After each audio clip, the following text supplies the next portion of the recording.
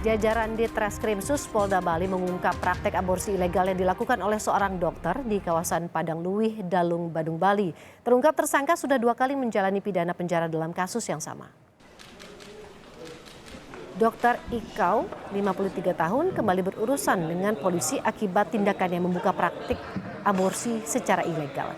Kali ini jajaran Ditreskrimsus Polda Bali menangkapnya saat melayani seorang pasien aborsi di tempat praktiknya di kawasan Padang Luwih, Dalung, Badung. Pengungkapan berawal dari adanya iklan jasa aborsi di dunia maya. Dalam penyelidikan terungkap pelaku pernah menjalani pidana penjara akibat tindakan yang sama, yakni vonis 2,5 tahun penjara di tahun 2006 dan vonis 6 tahun penjara di tahun 2009 oleh Pengadilan Negeri Denpasar. Tersangka yang memiliki keahlian sebagai dokter gigi kembali membuka praktik aborsi sejak tahun 2020 hingga akhirnya ditangkap polisi. Dan mendapati tersangka dokter ini sedang melaksanakan praktek, baru saja selesai.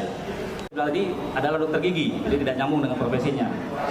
Beliau dokter gigi tapi belum pernah terdaftar dalam ID. Justru malah dia tidak pernah melakukan praktek dokter giginya. Jadi dokter gadungan gitu. Dibilang dokter gadungan memang dokter ya, dokter gigi ya, tapi ilegal, tidak memiliki izin. Artinya secara aturan yang berlaku yang bersangkutan tidak berhak untuk melakukan praktek tersebut.